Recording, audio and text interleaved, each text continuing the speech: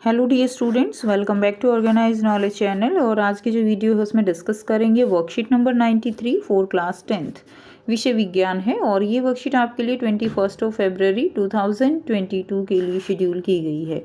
आज की जो वर्कशीट है उसमें हम चैप्टर 8 जो है हमारा जीव जनन कैसे करते हैं उसका रिवीजन हम करेंगे। सो वर्कशीट शुरू करने से पहले प्लीज़ चैनल को सब्सक्राइब कर लीजिए, बेल आइकन को भी प्रेस कर लो ताकि आपको आने वाली वीडियोस की नोटिफिकेशन वो समय से मिल जाए। सो देखिए क्या दिया गया है आज की वर्कशीट में। पोषण, श्वसन, उत्सर्जन की तुलना में प्रजनन जो है वो एक गैर आवश्यक प्रक्रिया है। प्रजनन को यहाँ पर गैर आवश्यक प्रक्रिया क्यों कहा गया है? क्योंकि जितनी ज़रूरत हमें खाना खाने की है, उत्सर्जन की है, सांस लेने की है, उतनी ज़रूरत हमें जो है वो प्रजनन की नहीं है। एक जो प्रजाति है उसको बनाए रखने के लिए जो प्रजनन है वो अत्यंत आवश्यक है, लेकिन उसको हम बाकी जो हमारी जैविक प्रक्रियाएं हैं, आवश्यक प्रक्रियाएं हैं, उनके तुलना में हम उसको जो है बराबर नहीं रख सकते। इसीलिए हम इसको एक गैर आवश्यक प्रक्रिया कह सकते हैं। डीएनए आनुवांशिक गुण जो है, डीएनए की फुल फॉर्म क्या होगी? डीऑक्सीराइबोन्यूक्लिक अम्ल है, जो कि एक कोशिका में गुणसूत्र के रूप में मौजूद होता है। तो डीएनए जो है वो क्या है? वो अनुवांशिक सामग्री है। अनुवांशिक सामग्री क्यों कहा गया है? क्योंकि जो गुण है उनको एक पीढ़ी से दूसरी पीढ़ी में ट्रांसफ़र करने का काम जो है वो कौन करता है? उनको ट्रांसफ़र करने का काम वो डीएनए करता है। और डीएनए आनुवांशिक सामग्री है जो कि एक कोशिका में गुणसूत्रों के रूप में मौजूद होता है, और इस में शरीर के डिज़ाइन, चयापचय गतिविधियों, कोशिकीय उपकरण आदि के ब्लूप्रिंट सहित किसी जीव की सभी विशेषताओं के बारे में सभी जानकारी शामिल है।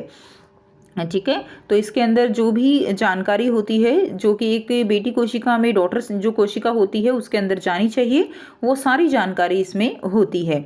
अगर डीएनए में गड़बड़ होता है, उसका जो आप कह सकते हो प्रतिरूप बनने में अगर गड़बड़ होता है, तो क्या होगा? कोई ना कोई कमी जो है वो डॉटर जो कोशिका होती है, बेटी कोशिका, ठीक है, उसमें जो है कमी हो जाएगी। इसके अलावा डीएनए की प्रतिलिपि बनना वो भी किसी भी अन्य जैव रासायनिक की प्रक्रिया की तरह एकदम सटीक प्रक्रिया नहीं है। इस प्रकार भिन्नता का कारण बनता है। तो यानी एकदम 100% जो है वो एग्जैक्ट कॉपी नहीं होता है डीएनए। अगर 100% एग्जैक्ट कॉपी हो जाए तो हमारे जो पेरेंट्स हैं और हमारे अंदर कोई भी भिन्नता, वेरिएशन नहीं होगी, हम उनके बिल्कुल सेम रहेंगे। जबकि ऐसा नहीं होता है, कुछ ना कुछ भिन्नताएं हमारे पेरेंट्स में और हमारे अंदर होती हैं। उसके बाद है, किसी जीव के आवास में उसके शरीर के डिज़ाइन और विशेषताओं को बनाए रखने के लिए डीएनए की प्रतिलिपि आवश्यक है, जो न केवल एक जीव के निर्वाह में मदद करती है बल्कि एक प्रजाति की स्थिरता को भी बनाए रखती है। ठीक है, तो कोई भी जीव है उसके आवास में उसके शरीर का डिज़ाइन, विशेषता, ये सारी चीज़ें बनाए रखने में डीएनए की प्रतिलिपि जो है वो क्या है? बहुत ही ज़्यादा आवश्यक है, जो कि किसी भी जीव के निर्वाह में मदद करती है और एक प्रजाति की स्थिरता को भी बनाए रखती है। सोच के देखिए, अगर प्रजनन नहीं होगा तो कुछ टाइम के बाद जो भी जीव है जिसमें भी प्रजनन नहीं हो रहा, उसकी प्रजाति लुप्त हो जाएगी। हर बार जब कोई जीव प्रजनन करता है तो विविधताएं आती हैं और ये जीव को के अनुकूलन में मदद करती हैं। तो क्या होता है, जब भी कोई जीव प्रजनन करता है तो क्या आती हैं? विविधताएं आती हैं, वेरिएशंस आती हैं। और जो वेरिएशंस होती हैं, विविधताएं होती हैं, वो उस जीव को जो है अनुकूलन में क्या करती हैं? मदद करती हैं। ठीक है, उसके बदलते हुए जो पर्यावरण है, ठीक है, तो उनमें वो मदद करती हैं। अब हम करेंगे जनन की परिभाषा क्या है। तो जनन क्या है? एक जो माता पिता हैं उनसे नई संतान की उत्पत्ति वो जनन कहलाती है। तो जनन के समान मूल लक्षणों वाले विद्यमान जीव से नई जो जीव हैं उनके निर्माण की प्रक्रिया क्या कहलाती है? वो जनन कहलाता है। यह दो प्रकार का हो सकता है, अलैंगिक जनन और लैंगिक जनन। ठीक है, तो जनन जो है वो कितने प्रकार का हो गया? दो प्रकार का हमने पढ़ा था, अलैंगिक और लैंगिक जनन। तो अलैंगिक और लैंगिक जनन जो है, दोनों में अगर हम अंतर समझें तो अलैंगिक जनन के अंदर जो माता पिता दोनों की आवश्यकता नहीं होती, जबकि लैंगिक जनन में दोनों की आवश्यकता होती है। दूसरा, अलैंगिक जनन एक सरल प्रक्रिया है, जबकि लैंगिक जनन जो है ये एक बहुत ही जटिल प्रक्रिया है। ठीक है, तीसरा अगर हम अंतर समझें तो अलैंगिक जनन के अंदर विभिन्नताएं ज़्यादा नहीं होती हैं, जबकि लैंगिक जनन में जो विभिन्नताएं हैं वो बहुत ज़्यादा होती हैं।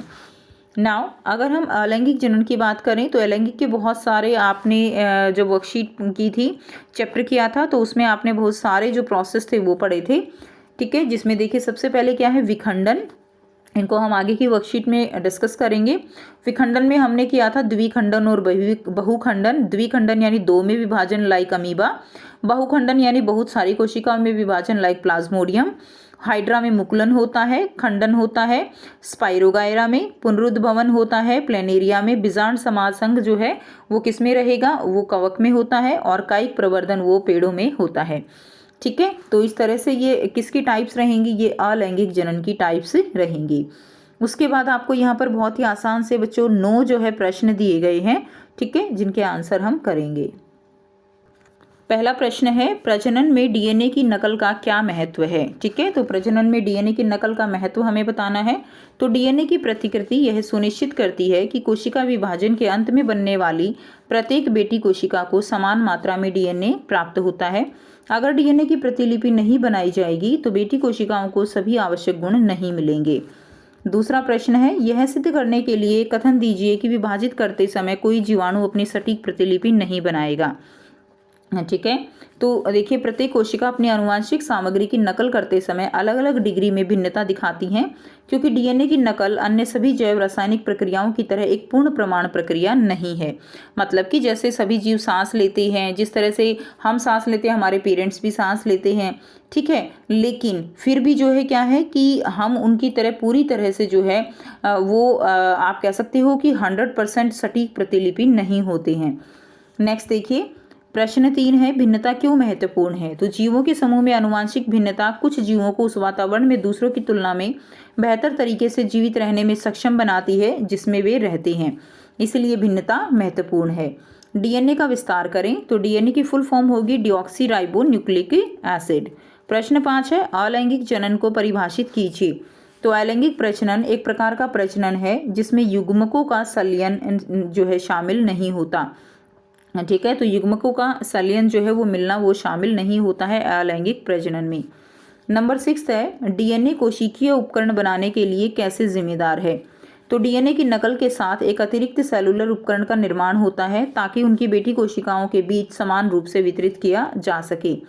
ठीक है, तो जो डीएनए है वो क्या करता है, उसकी प्रतिरूप बनता है, नकल बनती है, जिसके कारण एक सेलुलर उपकरण का भी क्या होता है, निर्माण होता है। सेलुलर उपकरण यहाँ पे कोशिकीय उपकरण क्या है, कोशिकीय उपकरण जैसे कि राइबोसोम, माइटोकॉन्ड्रिया, एक कोशिका के अंदर जो भी चीज़ें आवश्यक हैं, ठीक है, वो जो है डीएनए जो प्रतिरूप बनता है उसके साथ साथ बनती हैं। नेक्स्ट देखिए, प्रश्न 7 है, प्रजनन एक गैर आवश्यक प्रक्रिया है, टिप्पणी कीजिए। तो आंसर रहेगा, वे सभी प्रक्रियाएं जो किसी जीव में जीवन को बनाए रखने के लिए आवश्यक हैं जीवन प्रक्रिया कहलाती हैं। प्रजनन को जीवन प्रक्रिया नहीं माना जाता है क्योंकि जीवन को बनाए रखने के लिए यह आवश्यक नहीं है। ठीक है, तो ये क्या है, प्रजनन इसीलिए एक गैर आवश्यक प्रक्रिया कहेंगे। नेक्स्ट देखिए, प्रश्न 8 है कि हम प्रोटीन को आनुवंशिक सामग्री के रूप में क्यों नहीं गिन सकते। तो प्रोटीन में आनुवंशिक सामग्री के सबसे महत्वपूर्ण गुण की कमी होती है जो कि प्रतिकृति है।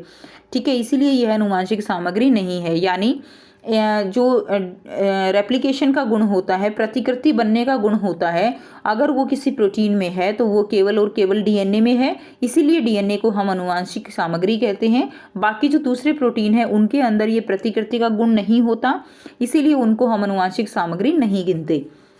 क्वेश्चन नंबर 9 है, कौन सा सरल है, लैंगिक प्रजनन या अलैंगिक प्रजनन।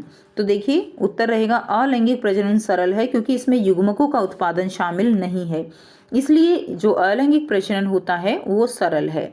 तो यहाँ से आप अपनी वर्कशीट कंप्लीट कर लेंगे। तो ये थी आपकी आज की साइंस की वर्कशीट। आई होप सभी स्टूडेंट्स को क्लियर हैं सारे क्वेश्चंस। डाउट हो तो पूछ सकते हो। वीडियो अच्छी लगे तो वीडियो को जरूर से लाइक कीजिए, शेयर कीजिए और चैनल को सब्सक्राइब कर लीजिए। So thanks for watching, have a nice day.